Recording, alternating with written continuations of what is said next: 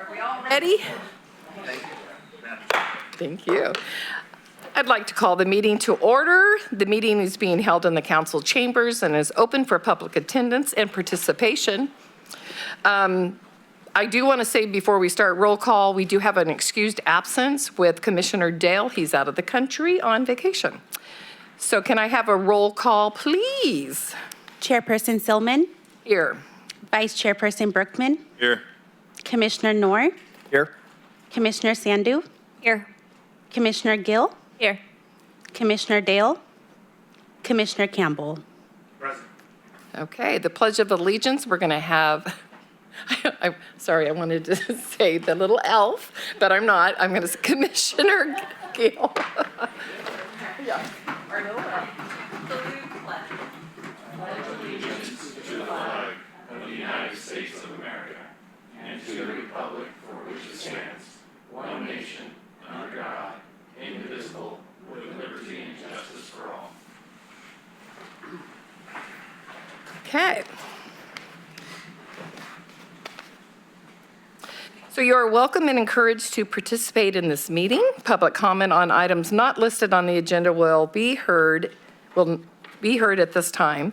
Comments on controversial items may be limited, and large groups are encouraged to select representation to express the opinions of the group. Members of the public submitting written requests at least 24 hours prior to the meeting will normally be allotted 5 minutes to speak. And do we have any comments from the public?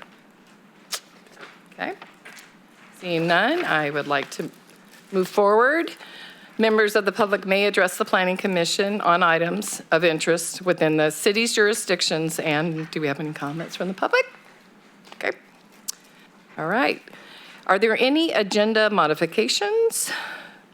Planning Commission and staff, is there any interest in modifying the agenda? Nope. Okay.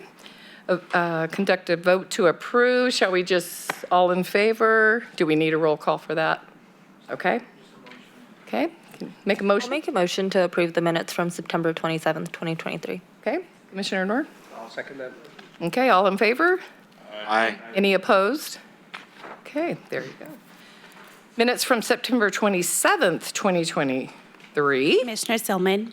Sorry, I just I'm wanted sorry. to go back to that the motion was to approve, or that there's no agenda modifications. I Correct. believe the motion on the table was to approve the minutes and not the agenda. Oh, did I say minute? Oh, I apologize. Okay. Okay, so we want to do the agenda modifications. Oh, I thought I did. I'm sorry. Do you want to go ahead and do that again? Yeah.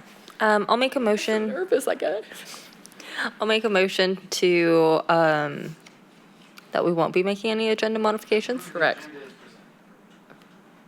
All right. Second that motion. All right. Again, are we all in favor? Aye. Any opposed? Okay. Now we'll go on to the minutes, right? Okay, good. And are there any interest in modifying the minutes? None. Nope. Okay. All in favor? Oh, excuse me. Want to make a motion? Yeah, I'm so nervous about it. I'll make a motion that we approve the minutes from the September 27th meeting. Okay. Do we have a second? Second. All in favor? Aye. Any opposed? Okay, now we're ready for some business.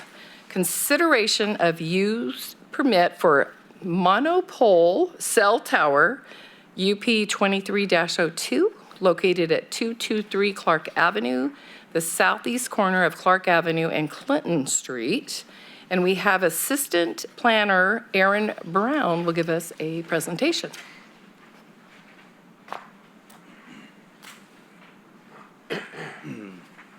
Good evening, Planning Commissioners. Alrighty, so we have today, our first item, we're going to consider use permit 2302 for a 60-foot monopole cell tower. So wireless facilities are usually allowed by right in commercial and industrial zone districts. However, the C1 district requires a use permit because this zone is a neighborhood convenience commercial zone.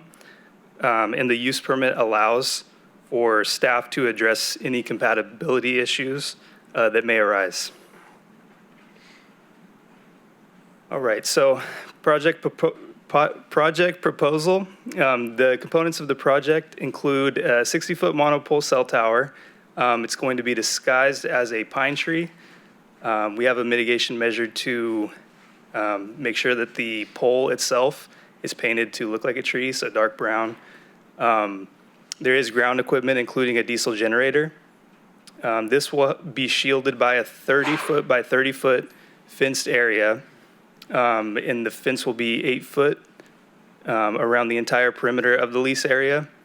There will also be a masonry wall along the east side of the lease area, shielded by a vegetative hedge to provide a visual barrier from the neighboring residential. All right, so project location. This project is located south of Yuba City High School and directly east of St. Isidore School. And so the area that the monopole will be is behind the commercial building that's fronting Clark Avenue. So it's going to be in the dirt lot behind that commercial building. All right, so the zoning, it's zone C1, as I mentioned earlier, which is neighborhood commercial. And you can see that it's mainly C1 around it, and then to the east, there is that residential zoning. All right, so here's the coverage maps. On the left, you'll see this area right here is where the proposed monopoles are going to be. This is the existing coverage, and this is the coverage with the proposed cell tower. So here's some photo simulations of the tower.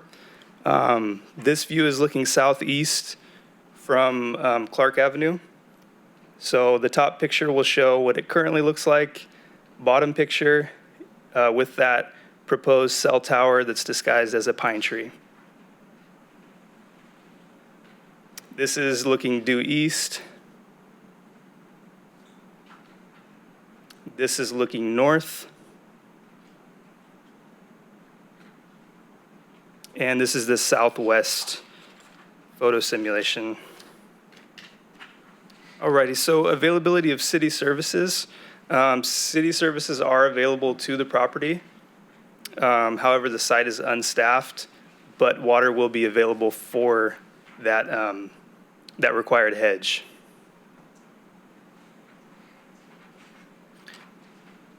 Alrighty, so a mitigated negative declaration was prepared for the project, and there is no evidence in the record that the proposed project will have any significant impact on the environment.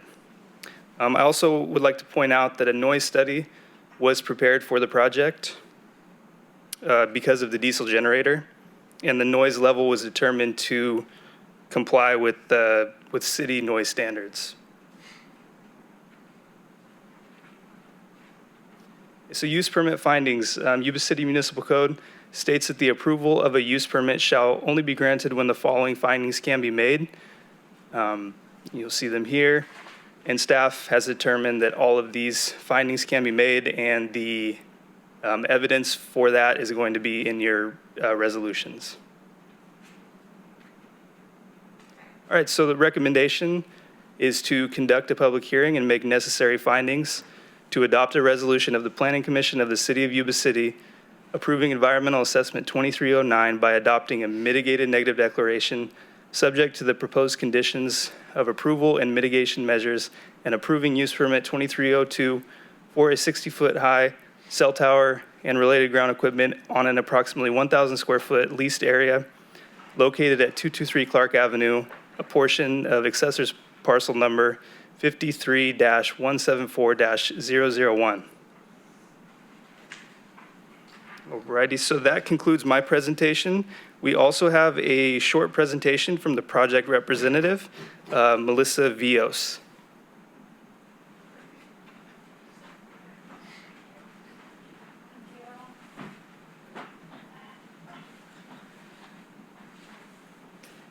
Hello, commissioners and staff. Thank you for having me tonight. Again, my name is Melissa Vios with Epic Wireless on behalf of Verizon, and thank you for hearing the project.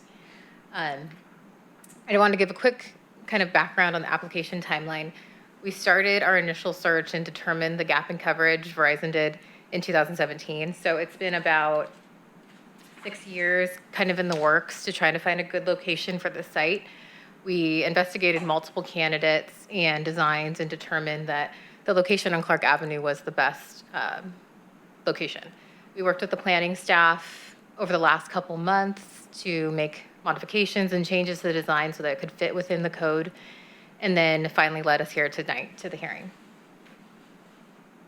The design is a 60-foot mono pine with a Verizon center line for the antennas at 57 feet, and it also has the capability for an additional carrier in the future at a 45-foot center line. It is an enclosed leased area, about 900 square feet, and it's enclosed with a 8-foot vinyl fencing on the north, south, and west sides, and as Aaron mentioned, a CMU wall on the east side of the compound that abuts the residential property. And we worked with planning staff to make those changes so that it's within compliance with the code. Again, the photo simulation that you guys have seen already. This is from the southeast section of Clark Avenue. Another simulation directly across the street on Clark Avenue. I wanted to explain the maps a little bit more, kind of give you guys an idea of what the different colors represent. So anything in red is an area where you only have outdoor coverage. So if you're in a building or if you're in a vehicle, you're not going to have very good service or reliable service. Anything in green, you have reliable in-building service, and anything in yellow, you have reliable in-vehicle service. And if you're in the gray area, you do not have reliable service. So the site, or the circle in black, yeah, there we go, right here, is the Linda Airport site that currently services the majority of the South Yuba City. So at this time, if there's ever a moment when a lot of users are using their phone, there is the opportunity for more drop calls and inability to make outgoing calls. So the area in white is where the proposed facility will be. As you can see, everything around there is red. So you don't have any in-building or in-vehicle reliable coverage. So this site will offload the Linda Airport site and ensure that there's more reliable coverage. This is just another map showing how this area that was previously red now has green and yellow. It will provide reliable coverage to residents, visitors, and emergency personnel. All Verizon towers, and especially this tower, is in with compliance of FCC guidelines. We had a third-party consultant, Waterford Consultants, prepare a study and report that showed that the site itself is only within 20%, 20.868% of the allowable limits per FCC guidelines. I wanted to show you a quick overview of the other alternatives that were looked at before landing on this location. As I mentioned, it's been going on for about 6 years. So all of the different names in blue are the different locations that we looked at, and through a variety of different reasons determined were not sufficient candidates. Either they didn't meet the design criteria, they didn't meet setback requirements, or we did not have a reliable or willing landlord. The project itself complies with all the city permit requirements. There is space on the tower for future carriers. It's a camouflage pine tree design. It's located within a commercial zoned parcel, satisfies all the zoning setbacks, and meets the requirements for a negative declaration. In conclusion, I would request that the commissioners affirm the staff recommendation and approve this facility, as it will improve service for both public safety and the community, and it complies with all of the city requirements. Thank you very much. If you have any questions, I'm available. Thank you. Okay. So do we have any questions? Go ahead. Yeah, I have one. Thank you for explaining those maps, because I yeah, no kind of problem. struggled with it. When you showed the updated, like you showed the before, right, where it was red, and then you showed the after, approximately how much area is that? Is that like a square mile? Like what's a positive net effect once that tower's up as far as land area? I would say it's probably about a square mile. Like, because this area is so densely populated, it also depends on usage. Oh, So okay. if you have a ton of people using their phone at one time, then your coverage is going to be a little bit less because just that capacity of the tower, because each tower has a max capacity that it is able to serve. So that's why I was kind of mentioning the Yuba Airport, or excuse me, Linda Airport Tower. If everybody's on their phone, then more calls will start to be dropped because it just can't support the needs of everybody in the area. So, yeah, it's about, I would say about a square mile where it's going to backfill that red area and people will be able to have better coverage. Thank you. Thank you. Do you have any questions? I have more of a question on like access to the site. I don't know if that's a question for Aaron, but I was just wondering, from which side does it go in? Like when I look at the overview of the map on top, is there just one access site for that? Is it going through the parking lot of the business? I can answer that, or doesn't matter. It's going to be through the parking lot of a business, and it's kind of a large dirt lot, and so we're going to build in a gravel road. And it's going to be one point of access. No? Anything? No, no question. I do. I need to, I'm trying to understand the whole cell tower world. Yeah. So the person that owns the property, do they receive money for you putting the tower? I don't understand it. Is that how it works? So- Yeah, so we enter into a lease agreement with the property owner, and there is a monetary benefit for that. For the person that owns the property? Yeah. And is there like so many years or just? Yeah, so the term of the agreement is, it can run like, and some of this information in the lease is proprietary, but I can give you a range. So it can run from anywhere from 15 to 30 years. Okay. Yeah. All right. And So, and if the person sells the property, it just goes, you just, with the land. got yeah. it. Okay, perfect. Yeah. All right. I'm going to open up for public comment. Any public comment? Close public comment. Comments from the commissioners, I think we did. I think we're ready for, motion? You want to do it? Nope. I'm sorry. Anybody like to make a motion? Just find it.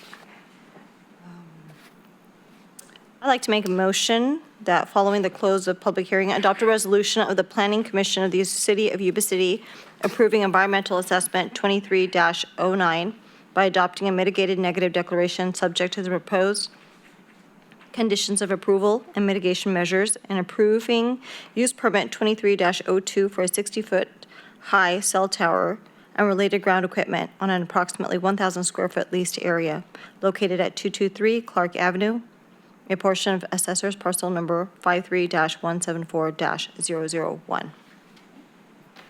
Second. All right, let's do a roll call vote, please. Commissioner Noor, Yes. Commissioner Sandu, Yes. Commissioner Gill, Yes. Commissioner Campbell, Yes. Vice Chairperson Brookman, Yes. Chairperson Zillman. Yes. Okay, thank you very much.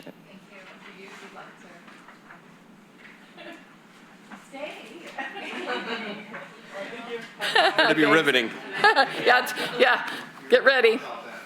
I know they were like, oh, yeah, no, we're leaving. How does it go after a careful amount of no consideration? I'm going with the hard no. I know, but now we have no public.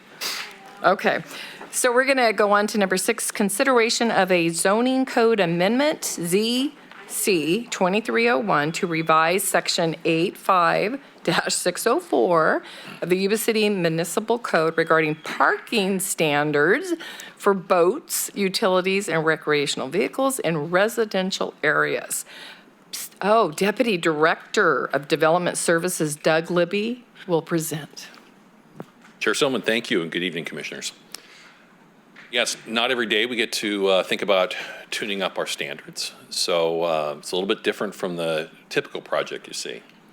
So tonight we're here to consider amending the code, as you noted, to revise the standards pertaining to the parking of boats, trailers. We say trailers, that's utility trailers, RVs in residential front yard areas. So this is a topic, it can be hot button topic because you have people passionate on both sides of this issue. And so it was discussed at city council workshops in January of this year as well as September. And in October, based on city council input, we drafted some proposed standards and carried that forward. And on October 3rd, they unanimously initiated the amendment to the code. So as I said, where to allow the parking in these, it can be controversial. You know, people are very passionate on both sides of this issue. Some citizens feel like if I have an RV, I want the ability to bring it home, minimize storage costs, and have ready access. Whereas others say, hey, these things clutter up the neighborhood and degrade my property values. So what we did is we have, so the parking of these units isn't uncommon today in Yuba City. You know, some neighborhoods may have a few more of them, some may have less, but they are parking in front yards across the city. And it's important to note that when we're talking about the standards, we're really talking about on private property. Once you get into the street, then the Streets and Highways Code applies. And so then it falls under the jurisdiction of either the PD, police department, or the sheriff's department.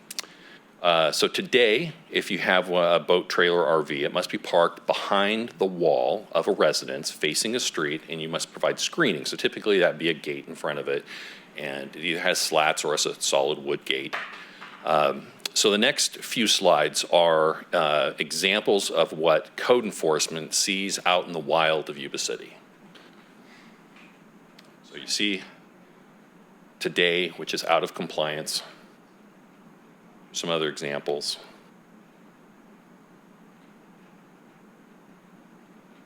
Here's an example of units which are in compliance. See back behind that gate, a clean front. So when we looked at revising the standards, what we looked at is establishing new definitions of what is a recreational vehicle or what is a utility trailer. That was kind of first and foremost.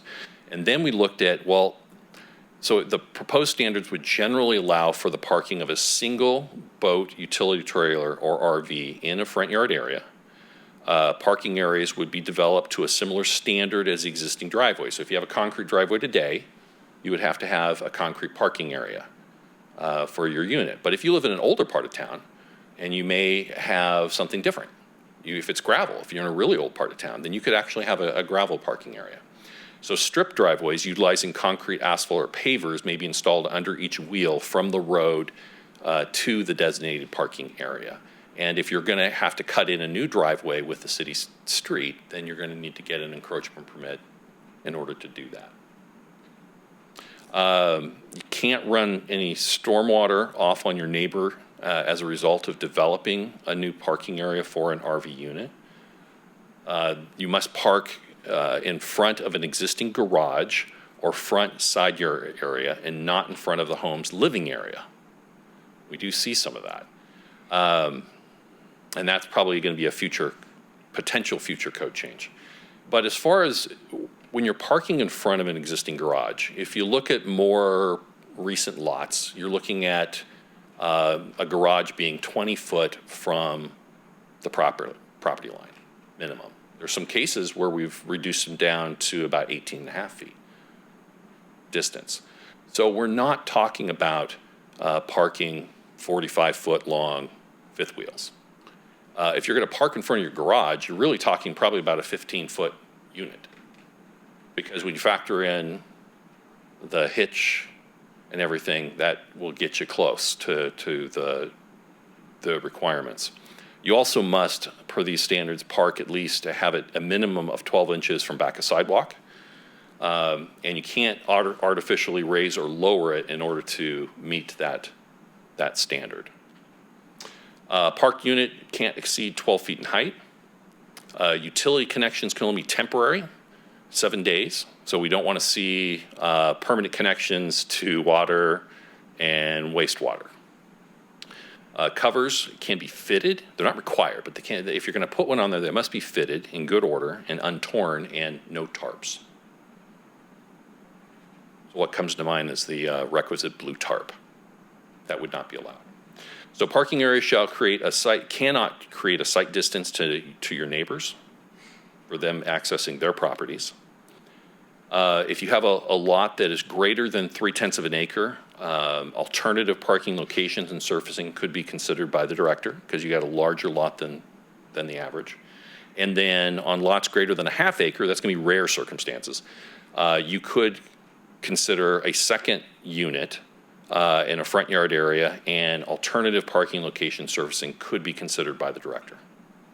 Parking areas shall be maintained consistent with the city's public nuisance code, so you can't get a lot of weeds and debris stored underneath them. That can sometimes happen. Now, this last one is an existing fence providing screening of a side or rear yard can't be removed to accommodate a larger boat. So remember if you're going to park along the side yard, and right now you have a fence that prohibits access into your side yard, well, you can't take that down in order to squeeze in your 45-foot fifth wheel. So what do we do for public outreach? So for this meeting, we provide mailed notice to citizens who code enforcement was aware of who were interested in this topic, both for and against. We also did a public hearing notice in the newspaper as required by state law. So with regard to environmental review, we believe that this project could be exempt from environmental review for two potential sections, 15061B3 of the guidelines, which is called the general rule exemption, because the revisions provide refinements to existing allowed uses and for additional clarity regarding the standards for parking of boats, trailers, and RVs on existing residential property. We feel this also could be exempt per 15301 of the guidelines existing facilities, because this project would result in minor alterations to existing residences involving negligible or no expansion of residential use at existing homes. So findings. If you're going to, in order to approve a change to the municipal code, you must find that it's consistent with the general plan, it will provide a public benefit, and that the ordinance will not be detrimental or cause adverse effects to property owners, residents, or the general public. And we do provide findings in your proposed resolution to support that. So the recommended action is to conduct a public hearing and then adopt a resolution recommending the City Council find the project is exempt from environmental review and recommend the City Council approve Zoning Code Amendment 2301 to revise the parking standards for these units. Now, I would note at the back of your staff report, you did have one letter that was provided. It was unsigned and undated, but it did come through the mail, so I can't tell you exactly who provided it to us. But it did express some concern, some opposition to the proposed standards. And one of the reasons why is because you can have a situation where somebody has a unit parked right up against a property line. And if it's 12 feet high, you can have, it could be almost a daunting wall up against your property lines. And so staff definitely hears that concern. And so we would be open to hearing your thoughts about potentially building in some setback requirements to provide some relief for adjacent owners. So with that, that would conclude my comments. Thanks. Any comments? I always look at Jimmy first. I have a question because I read through this. So, Doug, are we saying that we won't, the expectation will not be fences anymore? That now people will be, we're kind of laxing it a little bit? Yes and no. So you still have, you have the same requirements. So typically it's, hey, you have park behind the front fence in a side yard area, but you have some alternate standards here. If you can meet these standards, then you could park it in the front yard. If you can't meet the standards that we're outlining, then you have to park it back as it traditionally has been. Is this, like, are we talking about it tonight? Because is this a result of we enforced something and there was pushback, so now we're re-examining it, or? It's historically been a hot button issue in the city. You have, the city responds on a complaint basis. You try to enforce the code and you get people who feel very differently. And so we're trying to thread the needle, find middle ground where it can provide an alternative set of standards where someone could potentially locate. But it's subject to your recommendation. Yeah, I mean, I feel like tonight, I'm a Verizon guy and I am in violation of this. So I feel like each thing tonight, I kind of have a stake in it. So I have one parked in my side yard right now, and I look at it and I think my neighbors probably don't appreciate this. I need to cut a gate in my fence. So like, I'm a big fan of behind the fence. I guess I'm just not clear, and I think you're trying to explain it to me. It's like in certain situations, we have to have it behind a fence, depending on the side of your house, or you can have it in. So the way the standards would work is if you came into the counter and say, hey, I've got an RV, can I park it in my side yard? Say, well, yeah, if you park it there, you got to have it screened. What if I want to put it in my front yard? Well, we've got this alternative set of standards, but if you can meet, A through Q, then you could potentially put it in your front yard. You're giving them some options. It's an option. Yeah. And if Right, not, thanks. there's a storage unit down the street, basically. I mean, Correct. You either Wanna can, be on- if you you know, if you can't meet the alternative Can't meet it. standards, then you would have to locate it either behind the front gate, front fence as you do now, or pay for off-site storage. right. Interesting. So a lot of the new homes that I've seen getting built and some of the less affluent areas, there is no side yard that would be available for people to park a boat or RV. Correct. So I feel like a vast majority, aside from wealthier areas of the town, wouldn't be able to park it behind a fence. Obviously, you have to have some extra disposable income in order to have a boat, trailer, RV, so forth. But I don't necessarily know if everyone can comply with it the way it currently is. So I was actually rather pleased to see that it's sort of giving an alternative, because otherwise, I guess a lot of people in town, like you said, aren't Yeah, I mean, necessarily under in full compliance. disclosure, I used to have a RV, just sold it about a year and a half ago, and when I lived in town, I had to pay for off-site storage because I had a 5-foot side yard setback. I could not park it on my side yard. So yeah, this would provide an alternative if you can meet certain requirements. Okay. Just to make clear, Doug, this does not affect anything as far as street parking, correct? Correct. So that still holds that you cannot park on the street. Yeah, the Streets and Highways Code would apply, and if you park it out there, then PD or sheriff can go by and tag it and then ultimately have it towed if it's not removed. And second question is, I know you were saying that you have a 7-day hookup limit.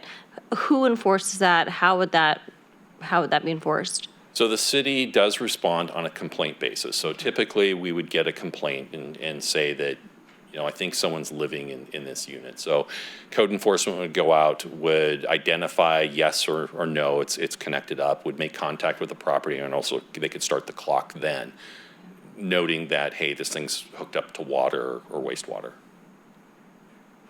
Good. All right. Anything, Carrie, or? Yeah, Doug, I have a couple of questions. One of the things that I didn't see in going through the revisions was a requirement that any unit stored within the confines of the revision be registered, be operable, be serviceable. So was there any provision for that? Because you may have a boat on a trailer that has 2 flat tires and a blown out board that is not registered, not serviceable on California waters or federal waters. You might have an RV in the same type of condition. It's not registered and operable. So at that point, you're storing a derelict piece of equipment, and I think that's something that the city would want to avoid. Thank you for asking that question. So how it is addressed is in the city's existing public nuisance ordinance. That's where it's already covered. Okay. So we didn't feel that it would be redundant. So it's already covered in the You're not nuisance part of the ordinance. clan of redundancy clan, I'm taking it. Correct. All right, good. Thank you for clarifying that, sir. Second issue I'd like to bring up is the context of the letter you broke up. I personally live in an area that has oversized lots over the .3, but we had some neighbors move in quite some time ago, about a year ago, that moved in a bus that now is parked on their side yard, and that bus creates a visual barrier as you come out. It's also, in my opinion, a site nuisance and a neighborhood nuisance. So I personally would like to see a setback. I don't think you should be able to park any recreational vehicle, boat, or RV or trailer outside the 5-foot normal setback, outside where you would find a normal garage driveway, unless it's in the backyard. You have a serviceable area there. I also think it might be prudent to limit the height, the parking of an RV in the front area, even if it fit within that 18 to 20 feet because of the height, to relegate that to being required to be parked in the backyard or side yard area behind a fence and not allowed to be parked in the front yard. Yeah, I mean, one of the things we kind of, Ben and I internally kicked around is the idea of maybe having some type of a stair steps standards, that if you're maybe under 8 feet, that you maybe can park closer to the property line, but if you're over 8 feet, then maybe you need to set back at least 5 feet from the property line, something like that. So, but we're definitely interested in the input of the commission. Those are my comments. Thank you. Appreciate it. Anything else? All right, I'm going to open up. I have one last thing. Can you explain the fence requirement? So you can't move your fence in order to accommodate an RV? Is that what you were saying during the presentation? So what I was trying to say, and I apologize if I was vague. So what I was trying to say is, in this situation in a side yard where you have existing fences in place, if you had a huge RV, you couldn't remove this fence in order to slide your RV in, so it would be partially in back, partially in front. So that was the idea of that. You couldn't do that. If you needed to accommodate your unit, you either need to park it all the way in back, keep your fence in place. We don't want to, you might have additional visual blight in your backyard that we don't want to have access to. So if someone, say, needed an extra 2 feet and then they'd be okay parking it on the side in the front, would they be able to move their fence back 2 or 3 feet to accommodate that? Yeah, they could potentially do that, yeah. Okay, that's sort of where I was a little confused. Or if they have a fence, they're more than welcome to put a gate there, park it in the backyard, and keep essentially a gate there. Yeah, because right now you could park it in the side yard there, have a gate, and that's what today's standards require. Okay.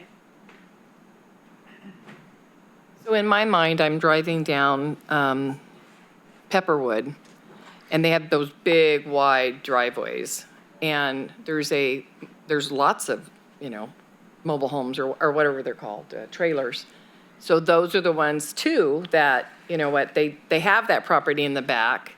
They can be behind a fence. So that's where I'm visually thinking, right? I mean, is that what? Yeah. Yeah. I mean, that's where, just to expand on what Doug's saying, is that this is a little painful for us, right? Everybody wants that Sure. pretty picture and they want the neighborhood. We want to be Walnut Creek, but we don't want to be Linda. And so, but in reality, everybody has these It's an utility eyesore. trailers for work, they have a boat. And so we're trying to find that middle ground because, as Doug hit on, Sounds like a balance. code enforcement's not being consistent. We go up and we beat up the one person that the neighbor complains on, Right. and then they have the blinders on as soon as they pull out of the street.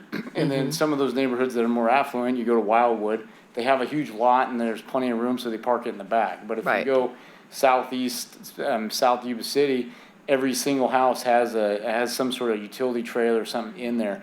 And so we're trying to come up with some consistency for code enforcement Okay. and for the city, but yes, it is allowing an option for people to put it in the back. And so Doug's really put a lot like of it. thought and effort to coordinate with the police department, code enforcement, and the city council. They kind of put some rules on there, so we still have a standard, that it's a nice looking boat with a nice trailer, you know, there's no grasses growing underneath it. It has some sort of hardscaping.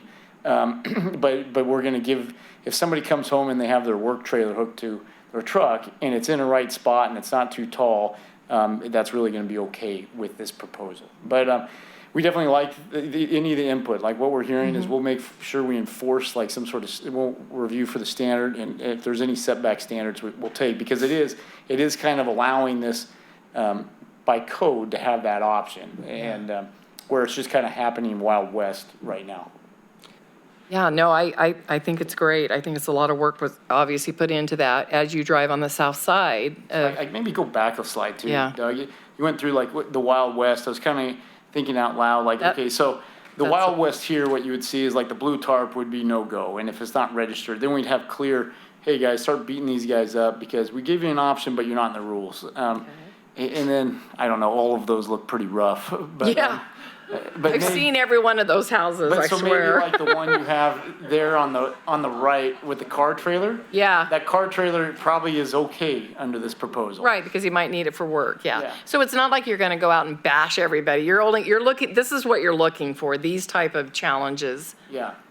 Okay. The challenge is to give some people an option. Yeah. Yeah, you know, so this one on his right, and Doug, maybe go through them. So not two trailers, he gets one, and the one with the boat is no tarp, you know, so that's where Yeah. the option is. And if there is a recommendation for that horizontal setback, maybe we could come up with something where it's, you know, maybe it's 6 foot, 8 foot at the property line, and then you go 4 foot before you hit 12 foot, or something like that. 2 pictures. Yeah, I did too. Was that your place, Jimmy? No.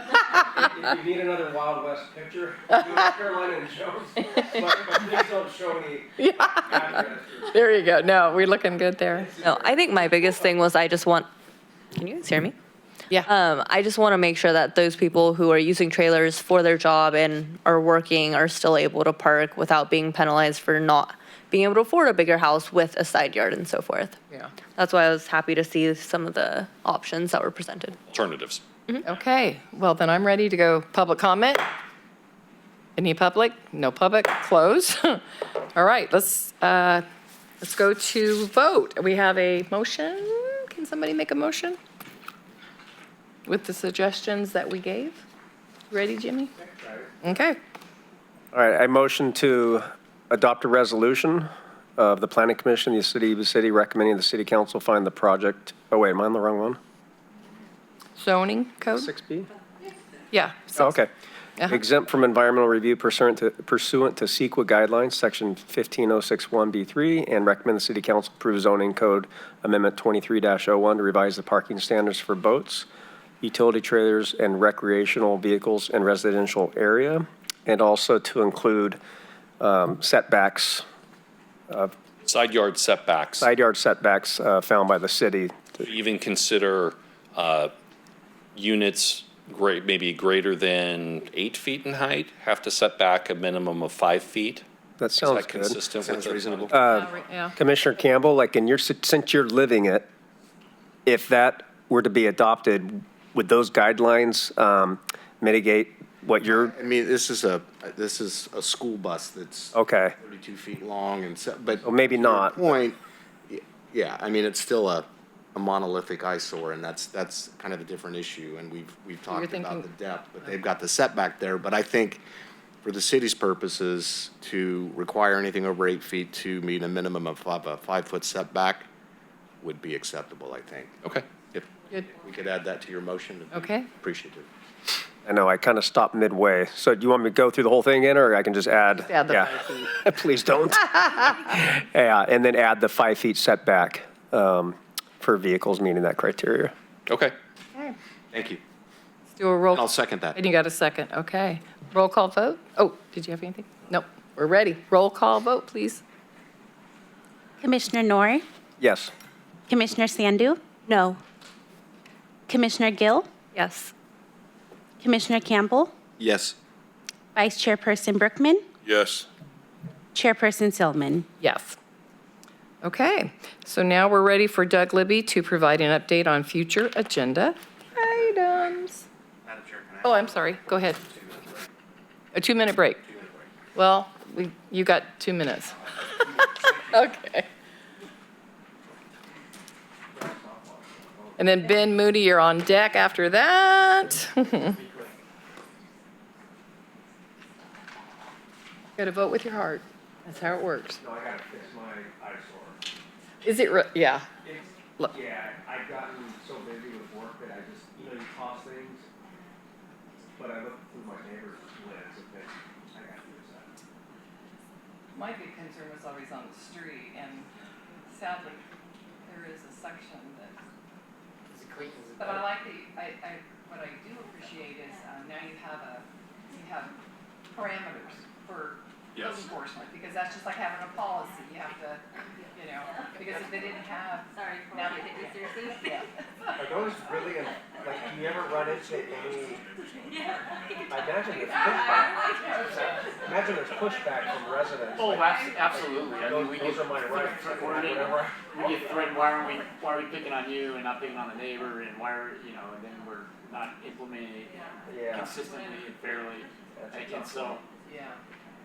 and everybody just really wants it clean. And it's interesting, code enforcement is interesting, because each neighborhood has a feel. And so one in a certain neighborhood is a really big deal versus another neighborhood where it's not. And so trying to implement and be consistent. And so Each neighborhood has a Karen too. I like that. All right. A Karen. Each neighborhood has one. Well, as long as their name isn't Jackie. hope everyone look clean. All right. Excuse me. We're ready, ladies? Yep, we're good. All right, Doug, go ahead. Okay, so we are looking to, I think we have our second meeting of December, which is hold on, bring up the calendar real quick here. It's technically December 27th. We will be canceling that meeting. The first meeting of the new year, January 10th, we will be canceling that meeting. We will come back, Happy New Year, on January 24th, where we will have we're looking at three projects for you. One project would be a subdivision down in our Bogue Stewart Master Plan area. So that's going to be, if you took Railroad and Bogue, it's kind of southwest of that intersection. There's a row of homes along Bogue Road, and then just south of there. So we've got a subdivision we're processing, we're hoping to bring forward to you there. Then we have something a little unusual, you don't see all the time, which is we have two requests to amend existing development agreements. One is for an older subdivision that has not built out. It's called Sutter Heritage. Actually was approved down by Walton and Smith Road. So it's on the north side of Smith, east of Walton. And so hasn't built out, or I think the original approval was like in 05. They came back for kind of a secondary approval and I think about 08. And still nothing. So we're tuning up that development agreement and hope to bring that forward to you where you make a recommendation to the council. And then the second one is going to be amending the development agreement for the Newcomb subdivisions within the Bogue Stewart Master Plan area. So when the master plan was approved, there were some subdivision maps that were approved together with it. And so they need to do an amendment to that DA. And so we hope to have that for you also. So with that, that would conclude my comments. Have happy holidays, Merry Christmas, and a Happy New Year. And then Mr. Moody's up. All right. You Yeah, I guys don't have a lot to add. We're starting tonight is the first day for the holiday truck parade. So if anybody has seen that on Facebook, please download the Santa tracker. And if you're in your district, you could, should be a fun parade. The police, fire department, public works departments, they've really decorated some vehicles up. And they're setting it up where they usually land at a park at the end of it and have pictures with Santa at the end. So it's a cool little community event going on starting tonight and runs through Sunday. City Hall is closed the week of Christmas. So the 25th through the 1st will be closed. Besides that, staff is just busy and moving along. And I'd be happy to answer any questions from the commission. I miss Ashley. You know, we were debating, Ashley just put out a development services summary. I Yeah. don't know if anybody had a chance We to did, look yeah, at that. I got it in the email, it And was great. So she put on that, and we're definitely goal setting for some of the stuff that we can kind of work to help development in the future. So we'll have her check in next time. That's awesome. Quick question, any update on Hanson Farm? Is that what it's called? The one on the Farm, front? yes. So the Hinson apartment project, and so right now we're on track to have the traffic. So we want to have basically a traffic workshop first. And so we were going to have it in December, and then with all the holidays and how it was working with the school, we decided to push it till January. And Okay. so the community meeting regarding the traffic options is in January, and then we'll follow up with the Hinson GPA development plan after that. Go ahead. Doesn't the project have less traffic than what's currently allowed under the zoning? For Hinson? There's traffic associated with it. At build-out, the traffic study says there's less traffic for commercial, for apartments versus the office, correct? I don't know if And anybody believes that, but the traffic study and me. Yeah. But that's what the traffic study says, that Right. if you fully build out the commercial office, compared to the proposed development, you would have less vehicles with that. well, I appreciate the due diligence because, again, you want to make sure you talk to your neighbors. But so when you do have that date, So we're targeting, so right now we're targeting January 11th. I don't want to make that official yet because Sure. we're trying to get with Faith Christian. We're going to use their Okay. gymnasium. And so we're waiting to finalize that. and that's, it's certainly open for anybody that wants to go, including us as Correct. planning commissioners. So I just want to get that, because I have had somebody ask, and I'm like, yeah, I mean, we voted, so we can do that. Okay. So we'll make sure we include you in the distribution for the. For me, I just, again, I want to thank Doug because, and we all have lives and we all are involved in something. It is a joy, and I know it's not just me because I hear it all the time. It is so nice to call. You get an answer. Developers are calling. It's like that one-stop shop that Ashley continues to talk about. It's happening because I'm hearing it, honestly, on the Yuba County side, which is great because that means both sides are working really hard, and that one-stop shop is just dynamite. So I want to thank you and happy holidays from me to everybody. Holidays. Everybody else? Thank the Any other city for comments for Doug? Or Ben? Sorry, Ben. I get you confused. I don't know why. And then Sutter County, do you have anything to report? No, nothing out of Nothing? the ordinary. No, it's been very quiet. Truck parking? Truck parking. No more truck, no, I'm kidding. Actually, I will say this, in the onslaught of truck yards from where we were in the beginning with the quality of proposals to where we are now, and Christine, I'm sure you can probably comment on this too, the quality of the projects we're getting has increased immensely. Also, some of the locations that are being found is far more suitable, so. Oh, great. That's the That's- upside of all the truck yards. Well, that was That's it. all we've got, really. All right. Then I'm going to adjourn this meeting at 6:50 something.